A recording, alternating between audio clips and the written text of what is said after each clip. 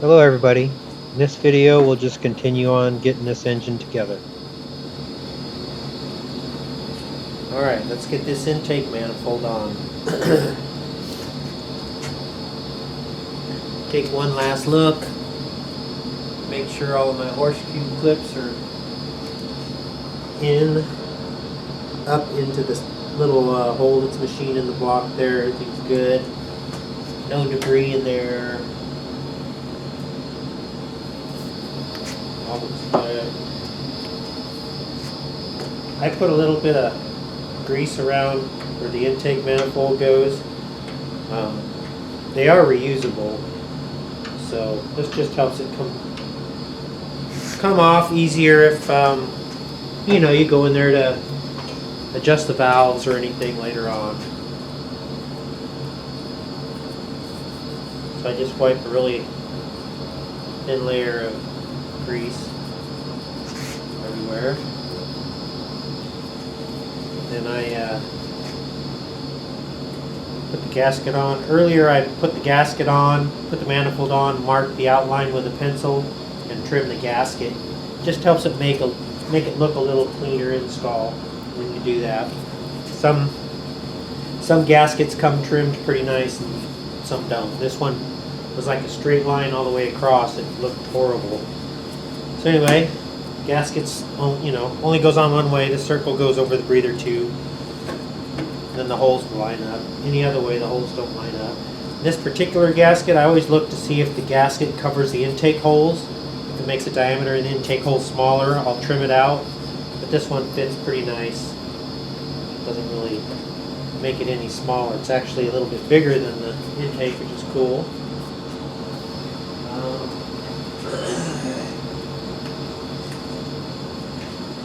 Earlier I cleaned up and painted a stock 8BA manifold, so that's all ready to go on.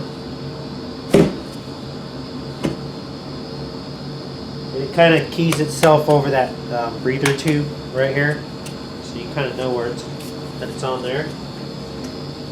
Spent some quality time with my bench grinder with a wire wheel on it, cleaning up the stock intake manifold bolts. Some new lock washers on there.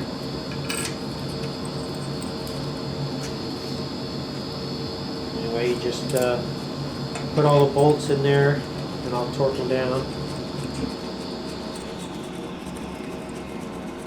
So I'll bring you back in a second. And I always start them all by hand, of course. Alright, then I go ahead and kind of torque them down evenly.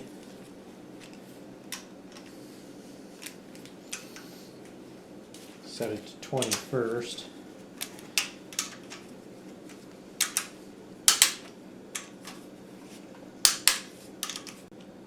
Go to 30.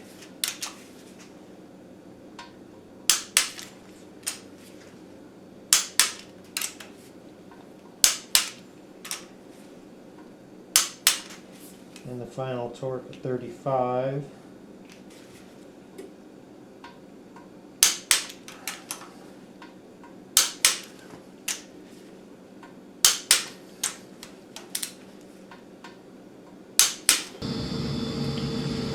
Alright, well, I wiped down the cylinders, made sure they're all clean just in case,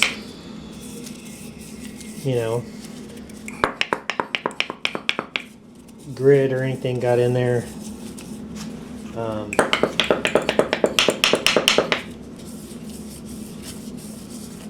Before I seal it all up. Kind of re-oil in the cylinders a little bit.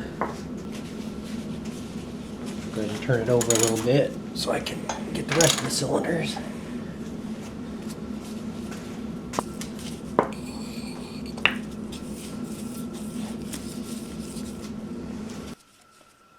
There we go.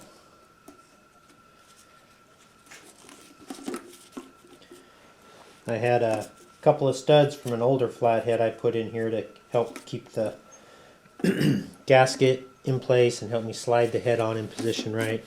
I am going to use bolts though. Had a set of nice 8BA heads. Stock 8BA heads. I cleaned up nice. They're in pretty good shape. And one thing is a good hint for sure is if you're putting on older heads, make sure you run a spark plug tap through the spark plug threaded holes, because you will get a ton. If you don't do that and you put the head on and then you go to put your spark plug on and it's tight or it's grinding and you got to do it with the head on, a ton of rust came out of these threads. Not a ton, but you know, more than I would want in my cylinders if you waited until you got it in the put the head on. So I always tap them before cleaning them all up. That's the first thing I do when I start cleaning up the heads. So my spark plugs will run in real nice and I won't get a bunch of crap in my cylinders when I put them on.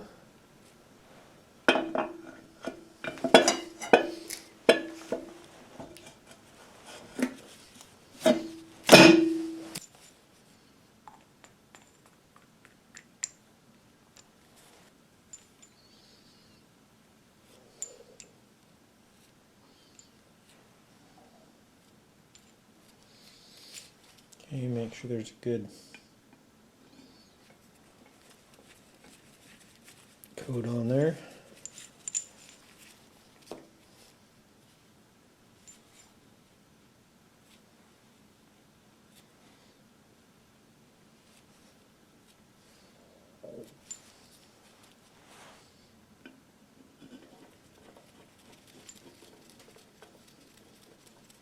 Cleaned up all these bolts with my bench grinder with a wire wheel on it. And for the threads in the block, I cleaned up before I ran a stock bolt through there that I had cut grooves in it to act like a tap. People say you're not supposed to run a regular tap through there because the thread tolerance on these are really close, and then if you run a regular thread tap through it, it'll open up those tolerances and make it more likely to leak. So I have a stock bolt that has you know, a grinder. Took a grinder, made a slot in the threads there, and then took a thread file, cleaned it up a little bit. So basically it's like a just a cleanup tap, but with the stock threads.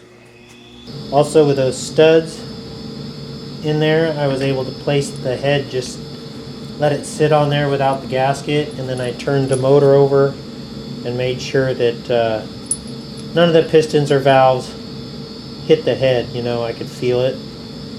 And pretty stock setup, so I wasn't too worried about it, but I thought I would check it anyway. And I didn't have any problems. If you're running like a JR400 cam or something, you got to really check that out, because it's a lot of lift, and normally the valves will hit the head, unless your head is already prepared for that much lift. But if it's a stock head or something, probably gonna have to do some work on it.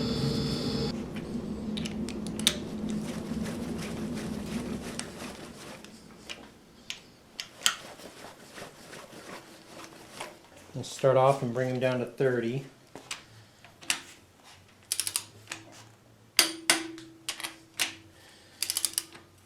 And you can follow a torque chart, but basically the torque chart starts in the middle and then just goes towards the outside like that. So, and we'll go up to 45. 65.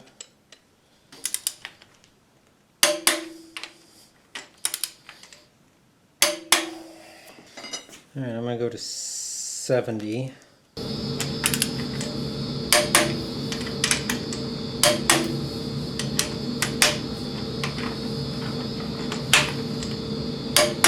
Alright.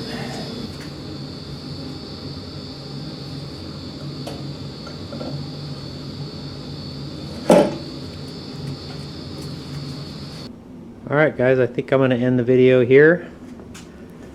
It's coming together nicely.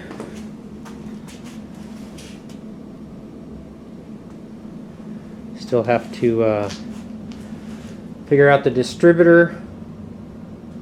I ordered a complete carb rebuild kit from Vintage Speed, so it's very complete.